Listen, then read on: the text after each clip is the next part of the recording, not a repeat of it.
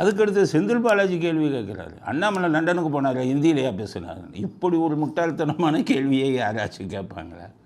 ஒன்னே ஒன்று மட்டும் அவர்கிட்ட கேட்குறேன், லண்டன் படிக்க போறேன்னு போனப்ப நீ அங்கே போய் ஹிந்தியில் பேசுனியா இங்கிலீஷில் பேசுனியா? நீ எதில் பேசுன, இந்தியா இங்கிலீஷ்? லண்டன்னா அங்கே வந்து ஆங்கிலம் தான் அவங்களுடைய தாய்மொழி, அங்கே வந்து இது ஆங்கிலத்தில் தான் பேசுவாங்க. நாங்கள் சொல்கிறது இந்தியை ஏன் கற்றுக்கணும்னா இந்தியாவில் பேசணும்னு சொல்கிறோம். அடிப்படை விஷயமே தெரியல. இப்போ நீங்களே ஹிந்தி கற்றுக்கணும். நாளைக்கு திகார் ஜெயிலில் போட்டாங்கன்னு வைங்க, அங்கே சக கைதிகளுடைய வந்து நீங்கள் ஹிந்தியில் பேசணும். இப்போ கனிமொழியெல்லாம் திகார் ஜெயிலில் இருந்தாங்க, அவங்க முதலே கற்றுக்கிட்டாங்க.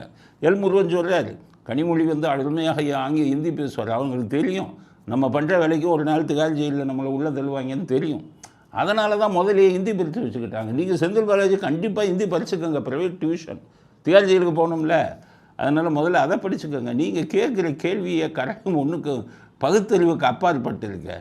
லண்டனில் போய் ஹிந்தி பேசுனாங்கன்னா யாராச்சும் பகுத்தறிவு உள்ளவங்க இப்படி பேசுவாங்களா? அப்படிங்கிறத செந்தில் பாலாஜி புரிஞ்சுக்கணும். அடுத்தது உதயநிதி, உலரல் உதயநிதி. அவர் என்னன்னு கேட்டிங்கன்னா, தமிழ்நாட்டையும் பெரியாரையும் கேவலப்படுத்துறதுக்கு மத்திய அரசாங்கம் கொள்கை முடிவாக எடுத்திருக்கான். தொடர்ந்து பண்ணிட்டு தான் இருக்காங்க. முதலமைச்சர் நேற்று மாலை நடந்த கூட்டத்தில் பதில் சொல்லியிருக்காங்க, தொடர்ந்து அமைச்சர்கள் பதில் சொல்லியிருக்காங்க. ஒன்றிய அரசுடைய இது அவங்களுடைய பேட்டர்ன், இது நம்மளோட தமிழ்நாட்டையும் பெரியாரையும் இழிவுபடுத்துறது அவங்க கொள்கை முடிவாக எடுத்து செய்கிறாங்க. தமிழ்நாட்டை எல்லாத்துலேயும் சேர்த்துக்குவாங்க. அவங்களுக்கு நாகரிகம் இல்லாமல் பேசுகிறீங்க, நான் பாருங்கள் தமிழ்நாட்டு மக்களை திட்டுறாங்க, ஊரே மத்துறது. அது மாதிரி இது தமிழ்நாட்டையும் பெரியாரையும் இழிவுபடுத்த, தமிழ்நாட்டை யாரையும் இழிவுபடுத்தலை, உங்கள் ஈவேராவை தான் இழிவுபடுத்துகிறாங்க. ஈவேராவை கொள்கை முடிவாக எடுத்து இழிவுபடுத்தலை, உங்கள் ஈவேரா பேசுனதை சொல்லி காமிக்கிறாங்க. நாறுது, இந்தியாவே நாறுது. ஏன்னா தமிழ் காட்டு மிராண்டி மொழின்னு அவங்க பேசுனாங்க அப்படின்னு தான் நிர்மலா சீதாராமன் சொன்னாங்க. அது என்ன, நாங்கள் தான் வீடியோ போட்டோமே பார்த்தீங்கல்ல, உங்கள் ஈவேரா பேசுகிறாரா இல்லையா, காட்டு மிராண்டி மொழின்னு தானே பேசுனார். அப்போ ஏன் கோவப்படுறீங்க? இப்போ 26 வயசில் போய் இவங்களை கல்யாணம் பண்ணாங்கன்னு சொன்னோம், மணியம்மையை வீடியோவே போட்டோம். இவரை கூட்டிகிட்டு போய் ரெஜிஸ்டர் ஆஃபீஸில் ரெஜிஸ்டர் பண்ணுறது. அப்போ அது ஒன்றும் பொய்யா? அப்போ நாங்களை இழிவுபடுத்துகிறோம். உங்கள் ஈவேராவே உங்களை இழிவுபடுத்திக்கிட்டு இருக்காரு. ஈவேரா விடுதலை பத்திரிக்கையில் எழுதுனது தான் ஒன்றா கொடுத்தோம். அண்ணாதுரையை பற்றி என்னென்ன கதை சொன்னார் ஈவேரா, அந்த இதுக்கு வரலன்னு ஒன்று, அவர் நடத்தின மீட்டிங்க்கு வரலன்னு ஒன்று, இன்னொரு கர்நாடகா பாடகியை சொல்லி அவரோட போயிருப்பாருன்னு சொன்னாரா இல்லையா, விடுதலை பத்திரிக்கையில் பாருங்கள். அடுத்தது உங்களெல்லாம் சொன்னார், நீங்கள் திருடர்கள், இன்னும் மற்ற வேலையெல்லாம் எப்படி பண்ணுவீங்க, காரியம் ஆகுறதுனா என்ன பண்ணுவீங்கன்னு அவர் சொன்னது. இது சொன்னால் அவரை இழிவுபடுத்துறதுன்னா எப்படி, சொன்னது தானே சொல்கிறார்கள். அதனால் இவர் என்ன பண்ணணும்னா, உதயநிதி இந்த விடுதலை பத்திரிக்கை வந்து இருக்குது, அந்த காலகட்டத்தில் இருந்த விடுதலை பத்திரிக்கையில் உங்களால் என்னென்ன பேசினாருன்னு படிங்க. உங்களால் அவர் தான் இழிவுபடுத்தி கொண்டிருக்கிறார். மத்திய அரசாங்கமோ மற்றவர்களோ இழிவுபடுத்த வேண்டிய அவசியம் இல்லை. அதனால் உதயநிதிக்கு இந்த வனவாசம்னு ஒரு புத்தகம் இருக்குது உங்கள் தாத்தாவை பற்றி, அதை படிங்க. அப்படியே உங்கள் ஜாடை வரும், உங்களுடைய லீலைகள் அப்படியே வரும் அதில். அதை ஒன்று படிங்க. ஈவேராவுடைய விடுதலை பத்திரிக்கை அந்த காலத்தில் எழுதினதெல்லாம் படிங்க அப்படிங்கிறது உதயநிதிக்கு பதிலாக சொல்ல வேண்டியது இருக்குது. இதுக்கு இடையில் இந்த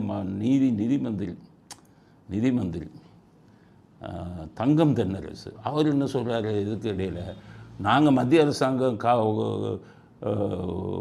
ஊர்ந்து போய் காலில் விழுகிறதுக்கு, மத்திய அரசாங்கம் காலில் விழுகிறதுக்கு இபிஎஸ் இல்லை அப்படிங்கிறது. நீங்கள் எங்களை பார்த்தவுடன் வந்து கையெழுத்து போட்டு விட்டு காசை வாங்கி கொண்டு போய்விடுங்கள் என்று தர்மேந்திர பிரதான் சொல்லுகிறார் என்று கேட்டால், தர்மேந்திர பிரதான் அவர்களே, எங்களை என்ன எடப்பாடி பழனிசாமி என்றால் நீங்கள் நினைத்துக் கொண்டிருக்கிறீர்கள்?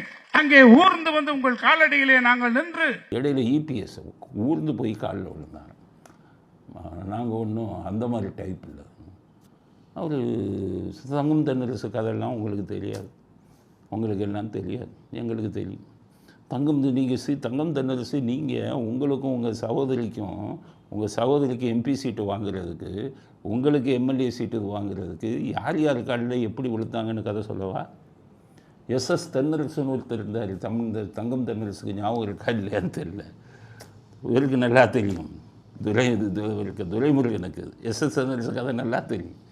எஸ்எஸ் தென்னரசை வச்சுக்கிட்டு உங்கள் குடும்பத்தில் எப்படி சீட்டு வாங்கினாங்கங்கிறது பெரிய கதை. அதெல்லாம் சொல்ல முடியுமா? இப்போ சொல்ல முடியாது. நீங்கள் எப்படி சீட்டு வாங்கினீங்க, உங்கள் சகோதரி எப்படி சீட்டு வாங்கினீங்க, அழகிரியை போய் எப்படி காலில் விழுந்தீங்க, கதை நிறைய இருக்குது. ராமநாதபுரம் தொகுதி எம்பி இதுக்கு 2009 சீட்டு வாங்குறதுக்கு உங்கள் தமிழச்சி தங்கப்பாண்டியன் அழகிரியான அப்போ இவர் சொல்லிட்டார் கருணாநிதி. சவுத்தில் தென் மாவட்டங்களில் யாருக்கு சீட்டு கொடுக்குறதுனால அழகிரியோட ஒப்புதல் வேணும். அப்போ அழகிரிகிட்ட போய் எப்படி சீட்டு வாங்க காத்து கிடந்தீர்கள், எல்லா விஷயமும் தெரியும். அதனால் எஸ்எஸ் தென்னரசில் ஆரம்பித்து அழகிரியில் ஆரம்பித்து இன்றைக்கி ஸ்டாலின்கிட்ட சீட்டு வாங்குறதுக்கு என்னென்ன முறையை பின்பற்றுகிறீர்கள் அப்படிங்கிறதெல்லாம் எல்லாத்துக்கும் நீங்கள் போய் காலில் ஊர்ந்து விழுந்ததை பற்றி பேசலாமா? உங்களுக்கு தான் சொல்கிறேன்.